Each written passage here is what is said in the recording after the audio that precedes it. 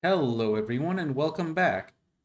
I hope you guys enjoyed watching my first part of the reaction, and tonight we'll be continuing with Star Wars vs. Warhammer 40K, Episode 44, The Light Flickers, Part 2. Part 2 of the reaction. uh, Once again, if you're not already subscribed to A Fan with Too Much Time, I'd highly recommend subbing into his channel and giving the original video a like. I've been enjoying the series thus far, and oh boy, I'm anxious to see what happens with that Evasaur because I don't know if the clones are going to be ready to fight Ghost Rider's coked up cousin. But without further ado, let's get into it.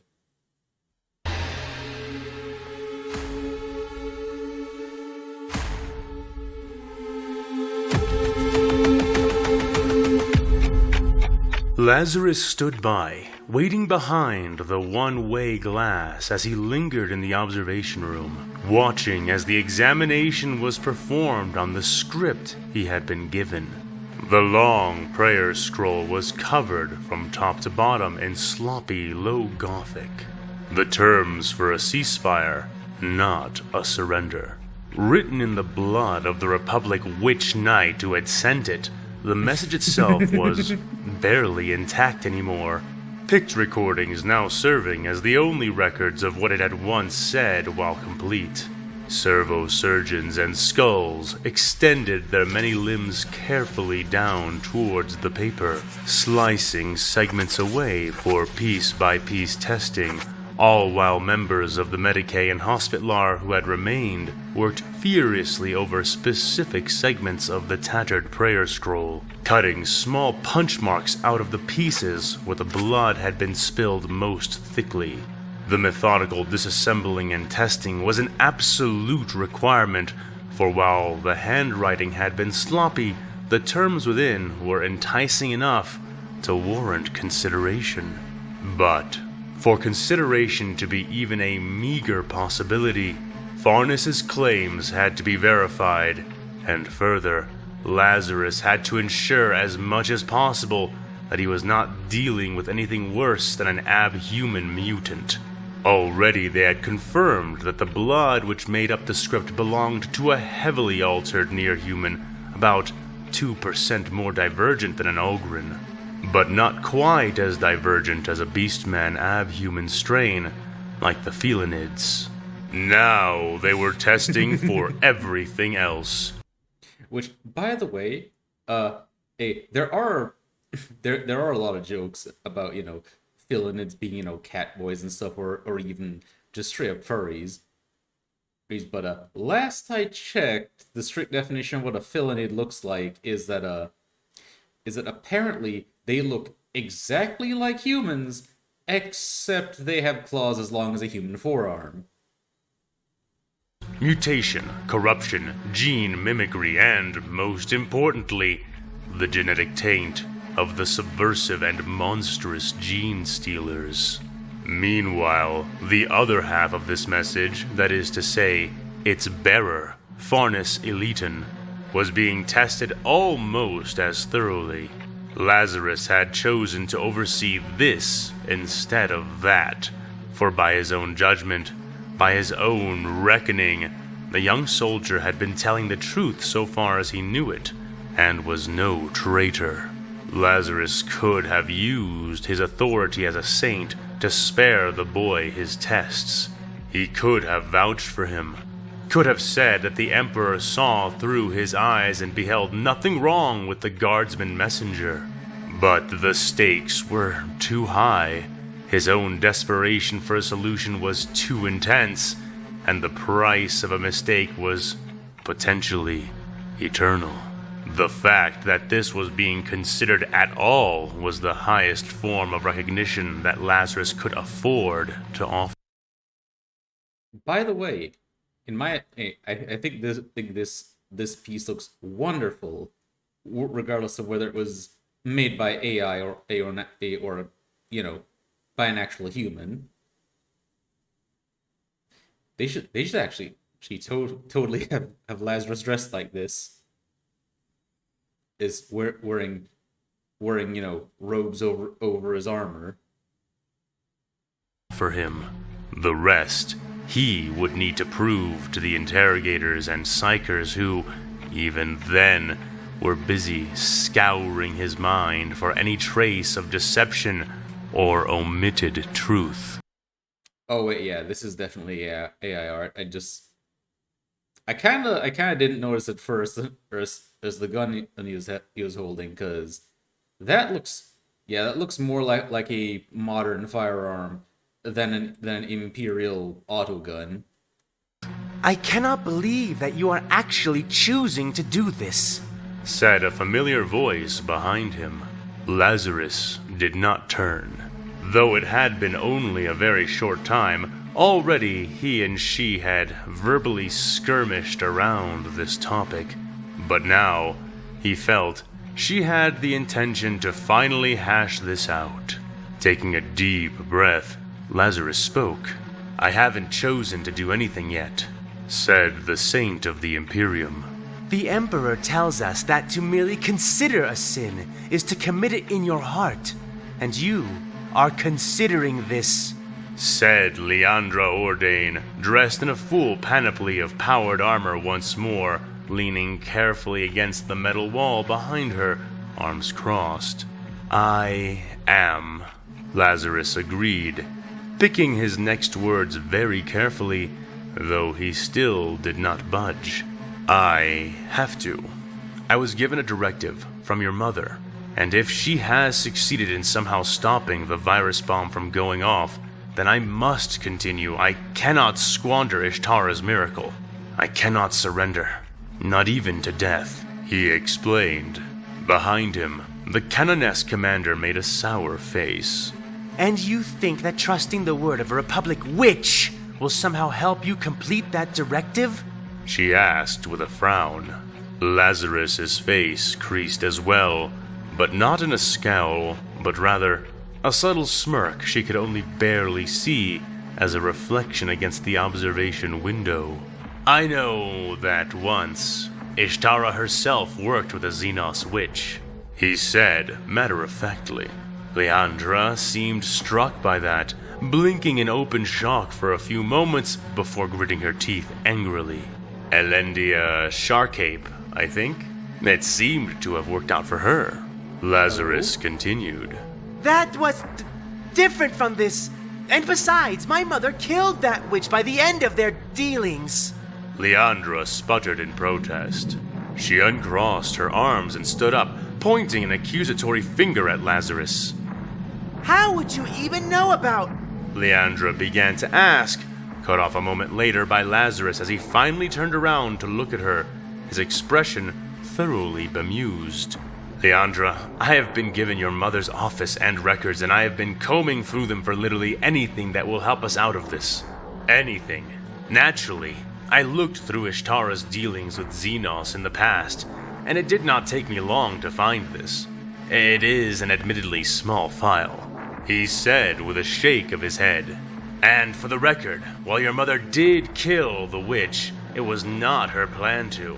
The record clearly states that Ishtara was betrayed first and fought her way out, said the new saint. That is exactly my point! Exclaimed Leandra, one fist slamming down into her opposite palm. You cannot trust it.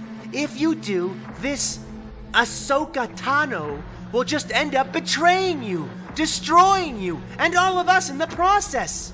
She contended, almost pleaded. Was your mother destroyed by the Eldar witch when she was betrayed? Lazarus asked back without missing a beat. No, but... Leandra began to say. And that is exactly my point, Leandra, said Lazarus, spreading his arms in mild exasperation. What do you mean? She asked, clearly puzzled by his statement. What I mean is, if I have to choose between a certain pointless, if glorious death, and an inglorious betrayal by the hands of the wicked that I may yet survive, then I choose to be betrayed and fight my way out, just like your mother did. I will not simply accept a sure death at the end of Republic blasters. Not without some victory or goal behind it. Lazarus explained. We might just be making it easier for them.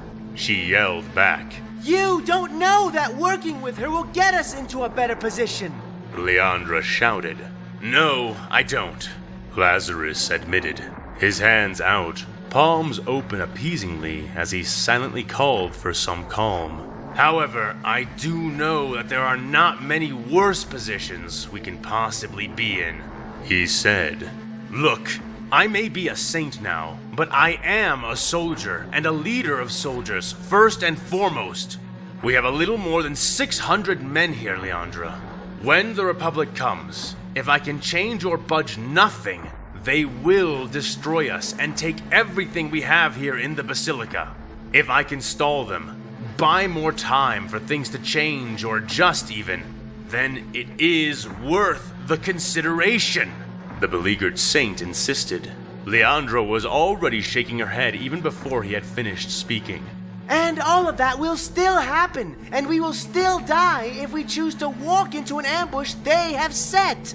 The Canoness commander continued to contest. I know, Canoness. I know. I never said it's not a risk, or that it's even likely to succeed. But from where I'm standing, it's our only chance to influence the odds, even a little. Besides, me going isn't the same as me agreeing to any greater terms. And dying out there, or dying in here, at least I'll buy some time. The former sergeant explained with a resigned shrug. No, Well, maybe if he does manage to buy some time, at worst, this might actually allow the Astartes to realize that the planet's not about to be virus bombed, and that and maybe continue lending some aid there, because it certainly made an impact when the Astartes were actually still there. I cannot accept that. Leandra spat. It is not right that you should die first among all of us who have remained behind. She insisted. Lazarus could only chuckle at that, making her snap her eyes up at him. But before she could speak, he reminded her of something that sucked the next response out of her throat. Leandra, I already have. You cannot protect me from that. His words left a silence in the air, reminding the impetuous Canoness of the fact that, between the two of them, it was he who stood at the Emperor's side, even if only for a moment, not her. Thoughts boiled behind her eyes, emotions so powerful she could use them to burn even Lazarus alive. Yet, before either could speak again, the doors into the observation room slid open. Stepping in on metal legs which clinked and clanked against the stone floor, the current representative and highest-ranking member of the Adeptus Mechanicus within the Basilica cut a tall, imposing figure. She was the Magos Domina by the name of Aurora Sigmas, a halo of servo-skulls circling her hooded head. She had lost one arm in the battle, but seemed unbothered as she stalked forward, supporting herself on a tall, ritual cog axe of the Mechanicus faith. Saint Lazarus, I have returned from the interrogation room with news and a decision. She said without preamble. The saint turned to fully face her, giving a nod of his head and quirking his eyebrows. A decision? What decision have you made, Magos Sigma? He asked. I am prepared to enforce a position as the representative of the Adeptus Mechanicus here on this planet. She explained. Lazarus's quirked eyebrows raised higher. A position on what? Lazarus pressed. On the matter of this potential ceasefire negotiation. Aurora Sigmas further clarified. Lazarus sighed heavily and rubbed his eyebrows. Listen, Magos. While I do appreciate the power of the Adeptus Mechanicus and our need for unity in this situation, if that parchment comes back clean and that interrogation follows, then I'm likely to... He began to say. Go to the ceasefire negotiation. Yes, the Adeptus Mechanicus are in favor of this course of action. She interjected. The new saint blinked, face drawn in shock. That was not what I was expecting you to say. If I recall correctly, you were adamantly against the idea of negotiating anything with the Republic, least of all for human lives. If you do not mind me asking, what changed your mind? Lazarus asked. In response, the tech priestess leaned her axe against the wall and withdrew a data slate from the confines of her burnt red robes. She activated it and handed it to Lazarus, who took the device and looked down to see a picked image of the scroll that the Jedi Knight had sent to them. Several lines in particular were outlined in bright green boxes. The segments in question were a part of the Republic's guarantees, which would be offered merely for attending. The Republic had captured thousands, maybe tens of thousands of Imperials during their assaults, in part because of the stun capabilities of their weapons, and in part because of the Jedi army who had swiftly dismantled the PDF HQ. As part of the incentive for the Imperials to cooperate and attend the ceasefire negotiation, half of the prisoners the Republic now held would be turned over regardless of the results of the negotiation in question, so long as its parameters were kept. This had been a very large incentive for Lazarus for several reasons, but he was frankly shocked to find that it had any sway on a representative of the Adeptus Mechanicus. I have a feeling that the reason why the Adeptus Mechanicus would be considering this at all is because, one, they have a tech priest within. I forgot her name, but yeah, they do have a tech priest with them over there as a captive. A tech priest who is basically dying, and who I assume the Mechanicus may be concerned that the Republic may be trying to get information out of her. Also, the Mechanicus would also probably be thinking about all the equipment that the Republic also captured, potentially, because quite a few weapons and vehicles could potentially have been captured, given the gains the Republic made earlier on in the Battle of Axum. He looked up from the data slate and gave her a puzzled expression. Do not mistake me, Saint Lazarus. I have not suddenly developed a capacity for sentimentalism. She said to him as she reached out to take back the datapad. Then, what exactly am I supposed to draw from what I read? He asked her, handing it back. 12 minutes ago, the interrogators succeeded in forcing an entire, accurate recounting of events that Private Farnus Eleten had been withholding from his initial account of the battle. The priestess said, "Oh, was he hiding something about this Jedi?" Lazarus asked, but she shook her head no. He has been entirely truthful, so far as can be determined, in regard to everything he has disclosed concerning the entity known as Ahsoka Tano, and his brief time in Republic custody. She explained. However, prior to his encounter with the Jedi, he met with a woman of my order, a Knight Adept designated as Nerva Sharp. The priestess went on. Yes, he told me about her. She is one of the people set to be exchanged if we attend the ceasefire, said Lazarus. Precisely, Affirmed Aurora. Repossessing her is of paramount importance to the Adeptus Mechanicus. As such, I do not only approve of your potential decision to attend, I demand it. Nerva Sharp must be recovered. The price or risk of such a thing is immaterial. The priestess revealed. Leandra.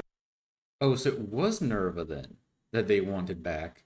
Makes sense. Actually, it just occurs to me, if they also got out of him the fact that Nerva piloted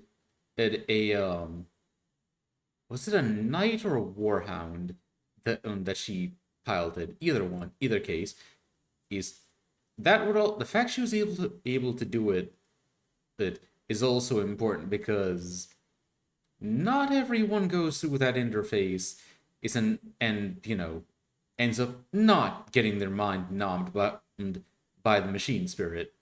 Laura sighed heavily and shook her head, and Lazarus gave a small smile. Well, at least it seems we are almost on the same page, he said, making Leandra groan again. Fine. But if we are deciding to attend this blasphemous exercise in futility, then we need to determine who is going and who is staying, and what we will do if all of this turns into a trap. The canoness grated, straightening and cracking her neck. About that, I've been considering that, and I think I know who I want to go with us.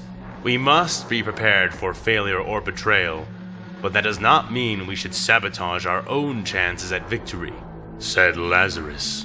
Who were you considering? Asked Aurora Sigmas. Well, the three of us, for starters, but a few others as well. Somebody find that Inquisitor, if he is still here and still alive. Also, Aurora, you just came from the interrogation rooms, right? What state was Farnes in when you last saw him?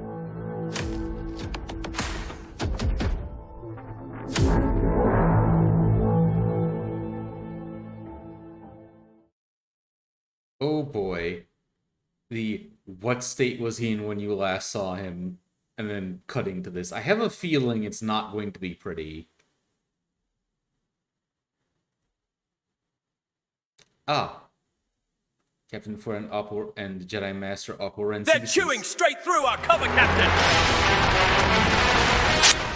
Yelled a clone sergeant who was kneeling nearby, left arm cradling a grenade launcher, right arm up and shielding his helmed face as stone chips flew and clattered against him and the others. Fordo did not respond, instead rolling his eyes inside of his helmet and hefting up the PLX missile launcher he had clutched in both fists. What the cork is it with sergeants and stating the obvious? I guess it comes with the job description. Fordo thought to himself as he prepared for a running start, missile launcher held in both hands. A bandolier of grenades wrapped around his scorched armor. He and the clones were in the adjoining rooms that led up to the grand staircase in the center of the building, which was, at this level, a corporate headquarters from one of the planet's large distributors of mobile technology.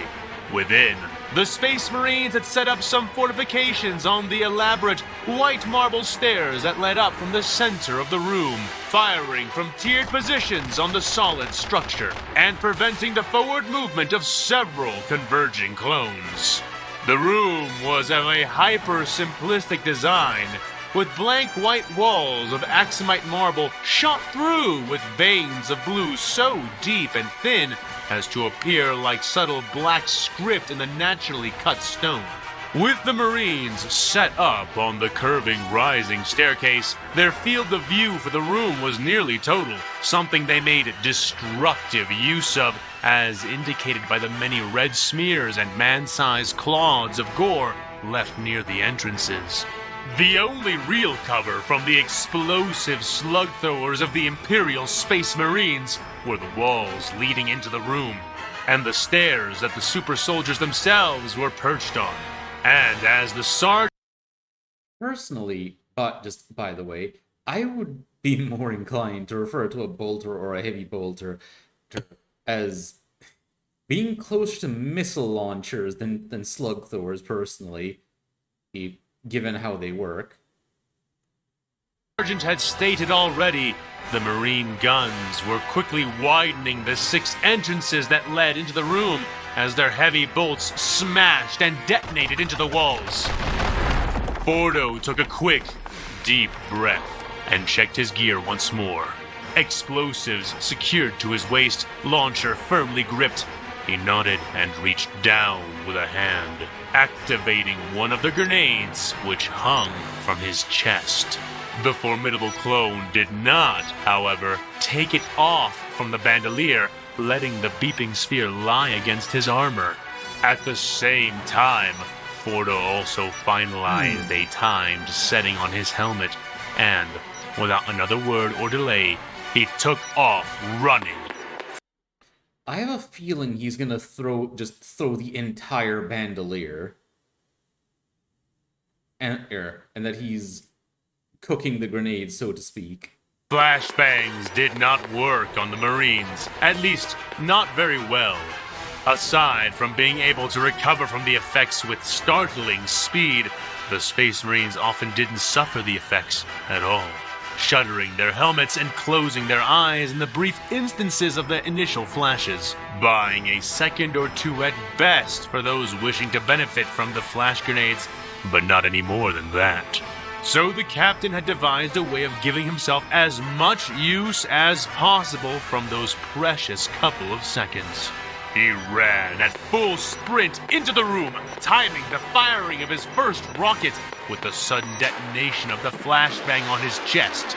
As he had programmed, his helmet sealed, visor darkening, his ears protected from sound as much as the helm could manage, as the modified grenade burst in a shower of blinding light and sparks. The Marines, ever tracking movement and caught off guard by the maneuver, fired inaccurate shots into the glow, their barking bolters narrowly avoiding the clone captain as he, blind and deaf, ran as straight as he could manage. The rocket he had fired flew rather wide, issued forth while he himself was blind and deaf. But his trajectory was good enough to keep him on target. Marines ducked as it smashed into and exploded upon an upper segment of the stairs. The other clones drawing fire away from the insane charge of their captain by leaning out all at once and firing volleys of blue blaster bolts up into the Marines. Their attack triggered by the burst of his grenade, the brilliance and relatively slow speed of the shots filling the air with further light and obscurement. When his helmet restored his vision and hearing, he found he was still dashing for his life, heart hammering into his throat as the ground behind him was churned with fire and concussive force. This is an Anakin level tactic right there. And I will say there's a tendency for these kind of, well, what some would call insane and suicidal tactics, like to work like in a lot of Star Wars media I've seen, because no one expects anyone to be crazy enough to actually try this. Fordo yelled, feeling the chips of the shattered floor colliding with his shins as he pushed himself towards the shadows of the stairs with all his might. Muscles strained beneath his skin, some strands snapping with the force he needed to exert to stay just ahead of the stunned Marine's line of cascading death. Captain Fordo fired his second and last shot, tossing the launcher aside as the missile flew into the durable stairs and exploded, filling the room with even more dust and debris, amplifying what the first shot had already done. When he reached the other side, sliding under the shadow of the marble stairs and out of the direct view of the Marines and their guns, he did so while dragging ragged breaths into his lungs. Nevertheless, he wasted no time, scooting away from where he had arrived, sliding into an alcove created by the curving stone staircase, expecting the Marines to fire through the stairs themselves to try to destroy him. To his shock, they did not. And he wasted not even a single precious second thanking his fortune or questioning their behavior, as he unclipped the shaped charges from his belt and strapped them onto the base of the stairs. The explosives chimed, gravitic seals holding them tight to the stone surfaces as he primed them for detonation. The Marines above Fordo made no move to intercede, for which he was grateful. Finishing his task with the bombs, the captain stood up and pressed his back against the marble of the stairs, sliding around to another spot, which was more exposed, but far enough away that he was willing to risk activating his explosives, slamming his thumb down on the detonator he held in his hand. The explosion this produced sent 2 molten lances of heat straight through the base of the marble stairs, shattering them and causing the structure the Marines stood upon to crack and creak beneath their feet, even as they fired. The formidable Imperial warriors began to slide and lose their balance as the entire central structure of the stairs tilted, nearly tossing some of the Marines to the ground. It was in this moment that the next clone press came, bellows and war cries resounding from the stone walls as the Republic's finest flooded in. The following battle was bloody to be certain, but decisive, even to a degree that surprised Captain Fordo. The Marines did not retreat, and they did not surrender, fighting to the very last amongst the rubble of the stairs. The clones took no quarter, as they had learned from their previous encounters with the Astartes, knowing full well that to pull any punches or make any underestimations would mean death and worse, defeat. The troopers bombarded the struggling Imperial warriors with missiles, grenades, and laser cannons. And what scant cover the stone rubble provided was not enough, each Marine riddled with ammunition until they finally ceased movement. All the while, Captain Fordo could not shake the feeling that something was wrong. The sudden change in the Marine tactics, their willingness to lose men, to fight without withdrawal for goals that the clone captain could not discern. He was missing something here, and as he stared at the twitching, armored corpse of one of the half-buried Astartes, Fordo realized that whatever it was he was not seeing, it was big, very big, so big he might not even see it if it were right in front of his face. I have a feeling, given how the Marines were fighting, well, have been fighting thus far, that the idea is basically to try and get as many clones to actually get into the buildings that they're holed up in, and then blow the buildings and potentially evacuate themselves either via jump pack or via pickup from something like, say, a Thunderhawk, and basically let gravity do the rest. Once the buildings start crumbling with clones and, while they're full of clones. Captain! Called a clone officer who came trotting up to Fordo. The captain turned to regard the trooper, who saluted and began to speak. Orders for you, sir. General Rancisis is requesting your aid. Aid with what? Fordo asked, checking his weapons, loading his grenade launcher as he spoke. He is 1 level below us, sir, on the far south side of the building. He was trying to reach the next level by using some construction scaffolding they found laid out on the outside of the building, but they encountered entrenched space marines waiting for them. The clone reported. The general and his forces are currently pinned down out there, but now that we are above them... The soldier went on before Captain Fordo cut him off as he grabbed a fresh PLX launcher and shoved it into the reporting officer's hands. Right.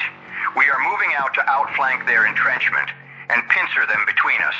Have half our force remain here to secure the area and clear this rubble. I want to be able to proceed up to the next level when the general and I return. Ordered the captain. Yes, sir! Said the officer, saluting stiffly for a moment before turning to do as he was bidden, still holding the rocket launcher in his arms. Less than a minute later, Fordo was moving through the hallways and passages of the corporate HQ with a train of silent, ready clones prowling behind him, most armed with something big or explosive, or both. The sounds of barking Imperial weapons grew louder, Fordo raising his fist to halt the entire column behind him. He paused to listen, hearing that horrible, thundering sound, and more distantly, what must have been the returning fire from PLX launchers and blaster rifles. He gave a quick nod, gesturing with his raised hand as he and the other clones resumed their forward march. Walking a little more slowly now, a little more stealthily, they reached a unit of multi-tiered apartment blocks here, those buildings which had prioritized an outside view. And Fordo raised his fist once more. He looked around, noticing several avenues to approach from, scanning his helmet from right to left, seeing multiple doors which led to multiple hallways that ran in the direction they were heading in, some slightly higher, or lower, or leveled. Fordo changed his raised fist, extending all 5 fingers before pumping his hand twice. The clones behind him organizing into 5 even groupings in rapid response. He wiggled his thumb then, before making a fist with 2 fingers extended and pointing at a narrow maintenance crawl space. The leader of the first group nodded, making a quick gesture with his right hand, high for the others of his unit to notice, before proceeding forward into the space, the men behind him following smoothly in tow. Fordo raised his hand again, extending all fingers and wiggling his pointer finger before making another fist with 2 extended fingers.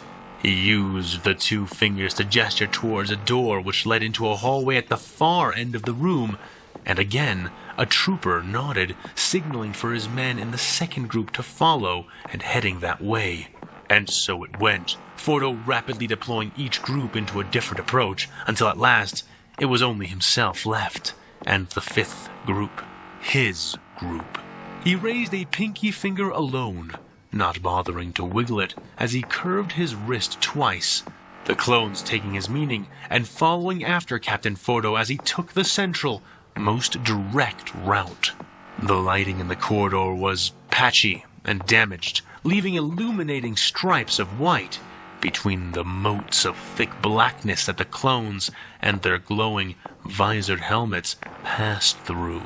Doors lined either side, luxury apartments for the executives. The wide spacing between each door alluding to the amount of room each one contained within. Finally, Fordo stopped, holding up a fist to halt everyone else, several fists rising in the line behind him to help the order silently carry itself further back. The sound was veering away now, and the captain judged it was time to head for the true side of the building. He flicked through a number of gestures over his head, directing more squads of troops to split off from his force and line up along the doors in the hallway on one side. He knelt next to his own, gave the execution gesture to trigger the advance, and tried to open the door in front of him. It was locked, but that did not halt him, as a long, customized vibroblade slid out of his knuckle guard, humming gently as he inserted it into the crevice between the door and wall, and sawed it through the door locks. Once done, the extended murmuring blade folded back in, and the captain pushed the now limp portal in to one side. Fordo and his men stalked forward, visors glowing like predators' eyes in the dark. The large, suite-like apartment had a living room with a high ceiling, with 3 floors beside the living room, connecting it through a kitchen and a bar area, or hanging indoor balconies. Fordo fanned his hand to the right, sending several men towards the tiered floors, ensuring nothing unpleasant was waiting for them there.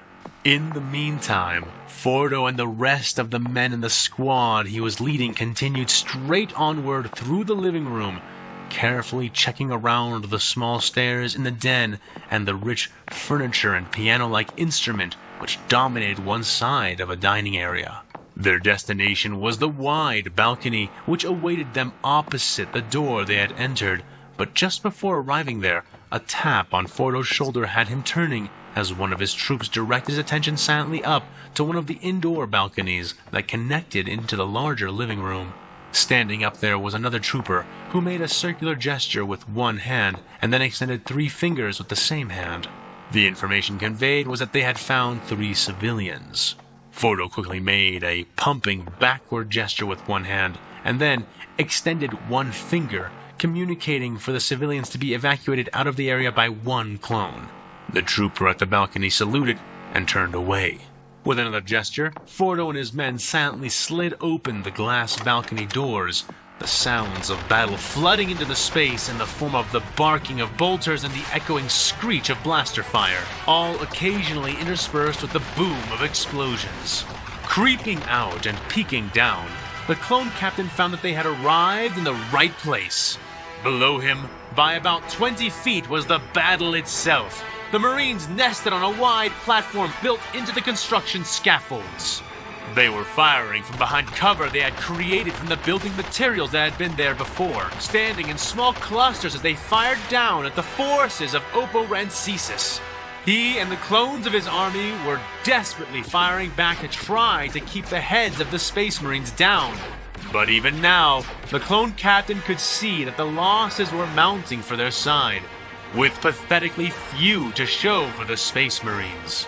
The area the Astartes were occupying had been meant to receive physical materials, and so was wider and sturdier than the other structures around it, making it the perfect place to force back anyone attempting to use the scaffolding to ascend higher into the building. However, it was exposed from above, where Fordo and his troopers currently were, and soon the captain saw that he was not alone. In other balconies to his left and right, and crouching in the scaffolding behind the Astartes, as well as leaning out from the maintenance hatches around them, he could see the rest of his brothers were in position as well, and they were waiting for him. This time, he did not use a hand sign. Instead, his grenade launcher in both hands rising from his cover, shadowing his movements. The troops around and behind him and in other balconies rose with their own weapons, less than a second behind Captain Fordo when he pulled the trigger on his launcher. Missiles, grenades, and blasters of laser cannon quality fell from the upper levels of the massive superstructure and directly into the clusters of Space Marines below. The Astartes barely had time to register the new attacks and react before the clones behind them charged as well, roaring and firing as they came. Needing no synchronization thanks to Oppo Rancisis' battle meditation, their timing was perfect. Rancisis' forces closing in at the same moment, clamping down on the Marine hardpoint from 3 different directions. This time, the vaunted super soldiers of the tyrannical Imperium lasted only seconds, drowned in heat and explosions, the last 3 breaking from their firing line to charge the oncoming clones. All of them felled in quick succession by the humming blades of the Jedi General that led them. Yet, in the face of this even greater sudden victory, something seems too easy. Yeah, and by that I mean, I kind of expected that the Astartes might have laid some kind of trap or something. But then again, if they indeed are only trying to lure for the clones and the Jedi into the building so they can blow it, then I could see why they wouldn't go for a proper defense. But it seems a bit odd that so many openings will be left. Fordo felt no elation, no true sense of victory. Something was nagging at him. In fact, several somethings. Concerns that his warrior's subconscious had recognized, but his present mind could only grasp at. Captain! Asked a wizened alien voice. Fordo looked up and saw that General Rancisis and his forces had reached the building proper, and that the Jedi had sought him out as he ruminated on the balcony, waiting for their clones to regroup. General! Said the captain, snapping a salute. Sorry, sir. I was just thinking, sir. He reported. The old Jedi Master raised a thickly furred eyebrow at that, and extended one of his 4 arms, rubbing his chin. Is that so? Why not tell me about those thoughts? The Master pressed. It's nothing, General. Really. I haven't got anything more specific than a bad feeling. The clone began to say before being cut off by a wave of Rancisis' hand. I insist, Captain.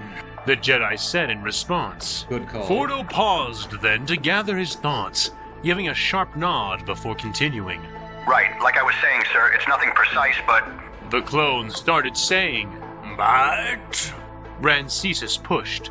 But something isn't right about all of this, sir. Fordo managed to say, Oh, what isn't right about this? We entrapped them, destroyed them. The Jedi countered. Yes, but why did they let us? Fordo said suddenly. Exactly. How do you mean? I do not think they had much of a choice if they wanted to stop my column's advance. Asked the Jedi. Yes, but what I mean is, why did they want to stop your advance? Why here? Fordo began to explain. We've been chasing the Marines up this tower, exchanging fire with them all the way up.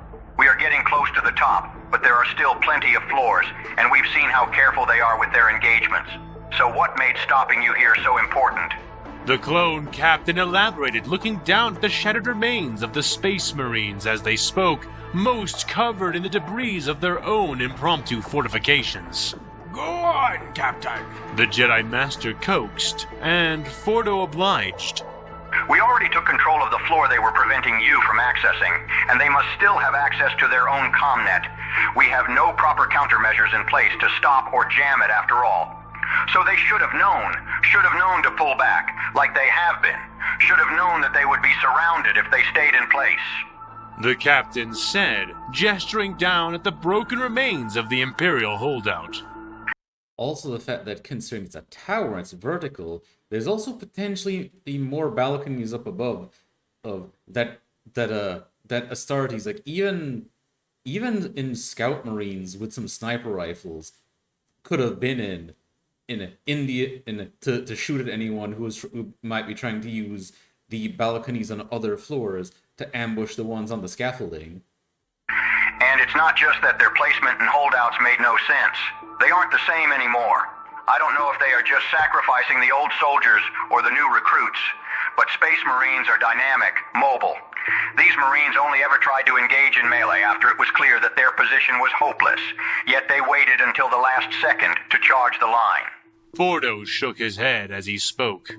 They know we are ill-equipped to deal with them in close quarters, and they know we cannot fire PLXs or toss grenades at them while they are in amongst our forces. Jedi are the only effective counter, and you were the only lit saber in your front line. They should have charged you the instant they realized they were surrounded, and they didn't. I don't know how to explain any of that. The clone concluded. Neither do I. And you are not the only one to notice. Perhaps someone else on our side has done something to scramble their command or cohesion. But that is, in honesty, not the sense that I get from all of this. The Jedi Master concurred. We keep rushing ahead, trying to pin them down, trying to press their backs to the top of the tower. But I am starting to wonder if we may not be progressing into a trap. The Republic General admitted at length, but by that time, Fordo was no longer listening, having spotted something odd as he looked down upon the bodies of the Space Marines. Hold on, General. The clone said, excusing himself as he ran off from the balcony and around to where the upper scaffolding connected to the floor he was on, making his way rapidly to where the Marine lay. The Jedi slithered behind him, more than a little curious as to what had pulled the clone's attention away from their conversation. What do you see? Oppo asked as Fordo went to kneel beside one of the damaged Space Marine bodies. Fordo did not answer right away, examining the scene under him carefully. The right arm of this Marine, or at least the armor of the right arm, had been blown clean off by a few concurrent detonations. Left in its place was what Fordo had, at first, assumed was the shredded remains of the Marine's arm underneath, but upon closer inspection, Fordo could see that the arm was mostly intact, and it was utterly wrong. General, look at this Marine's arm. Isn't it a little small for a Space Marine? The clone asked. Oppo raised himself a bit on his tail for a better look, and after a moment of rubbing his bearded chin, nodded. Wait, is it gonna turn out that the entire time they were fighting in Scout Marines? Yes, perhaps a smaller space marine. The serpentine alien offered, but Fordo shook his head, bending over the Marine's helmet, modified vibroblade unfolding from his knuckles. Too small for a space marine, I think. Was the clone's response as he cut his way through the seals in the Marine's helmet, yanking on it a few times before it came loose, and made breathless both men who observed what lay beneath. Staring back up at Captain Fordo, open eyes glossy and dead, was his own face. The face of a Republic clone. What? Oppo hit. Oh, wait. Did they capture clone troopers and turn them into servitors? And if they did... Oh... So they're using servitors made out of clone troopers, which means that so that evacuation they were doing previously may be well further along than they first thought. In shock, recoiling, and though Fordo himself did not budge or flinch at the sight, a cold sliver of sensation slid into his guts and up his spine, every hair on his body standing on end. Traitors! The Jedi Master tried to rationalize, but Fordo shook his head, noting the large neck wound the clone had, a wound which was not reflected in the armor. Decoys. Fordo corrected. But how? The Jedi asked as he leaned in again. As he did, Fordo was already on the comms, hand to the side of his helmet. Lieutenant Trigger, I need you to do something for me right away. I need you to cut the helmet off one of the Marine corpses you have down there and tell me what the face inside looks like. Don't ask. Just do it, Trooper. The captain ordered before he turned back to the Jedi Master. I suspect these are our own men from this fight. They must have taken corpses from us at some point in the chaos. It would not be difficult.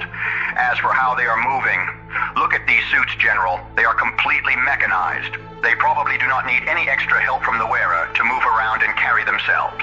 Just likely not as agilely or as smart as they would otherwise.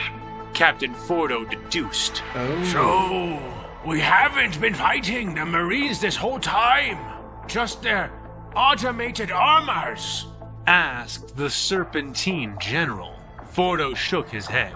No, we have definitely been fighting Space Marines for the majority of this time. I would know. I killed one. There was a monster inside that helmet, and like I said, they move very differently without Space Marines inside. No. General, I think this is recent. The captain informed, before tilting his head to the side, receiving a message on his comm. Recent and not unique. Fordo added a moment. Wait, but if this is recent, then... Okay, then, yeah.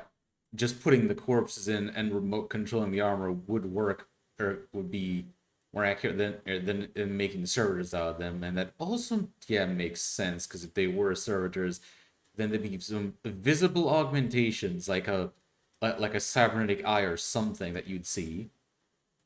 Because the Imperium cybernetics are not seamless. Not the kind of stuff that is easy to miss. A moment later. They pulled this stunt with me as well, further ahead. Something is happening, General. They didn't switch tactics for no reason. The clone asserted, looking around warily. Yes, but what reason could they have? To hold us here? To stall? Asked the Jedi General, but he was not answered by his captain this time. In place of Fordo's voice, the screaming engines of several departing Thunderhawk gunships and variants answered the question of Oppo Rancisis and slowly began to answer an unspoken question of Captain Fordo's. A cover for their retreat. Having deployed their artillery strike, their purpose must be concluded. The Jedi said as he watched the booming departure of the many ships, shading his eyes with one of his larger arms. But Captain Fordo did not buy it for a second. No, General, they never retreat. Not like this. Said the clone captain, and Oppo's face stiffened at the sound. No, Captain. They do not. Was the Jedi's reply, the same sinking realization falling upon him as well.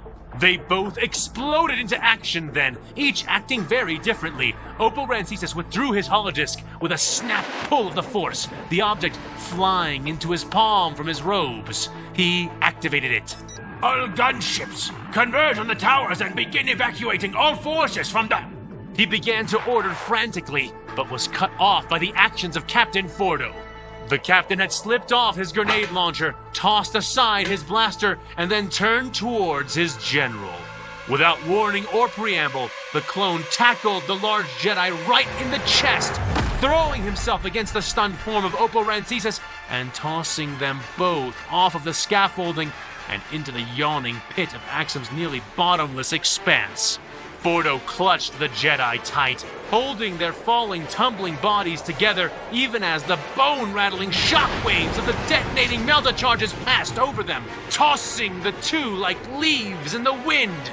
Fordo did not see what occurred on the Axumite tower, too busy staring downward, using his body to ensure that he and his general were aerially maneuvered out of the way of any platforms, roads, or obstructions. Ah, so I was right. They were gonna blow the tower. The clone captain knew well that if he did this correctly, the gunships would have at least 10 minutes to catch them out of the air, with the hardest part for him being staying conscious after the shockwaves had passed. But the Jedi General he carried down with him had his eyes fixed onto the tower as they fell away from it, wide spheres watching what happened next, soul sundering as he felt the depths of his precious clones through the connection of his battle meditation. The massive, ship-caliber melta charges fired molten hot streams of superheated material downward, boring enormous holes through the centers of the besieged and occupied buildings in mere milliseconds. Then, an instant afterwards, superheated winds and force snapped out from those entirely burnt-out cores. The windows and all of the affected structures blowing outward to form a dazzling mist of shards around each one. And even as these glittering shrouds were formed from the draconic exhalation of the charges, the structures themselves began to rapidly sink inwards, towards the gaping, molten cavities which had been left within them. No! Opal Rancisis lamented into the howling wind around him, bearing cruel witness to the efficacy and utter lethality of the tempered hands and their strategic withdrawal. I guess you could say the clone troopers caught those tempered hands.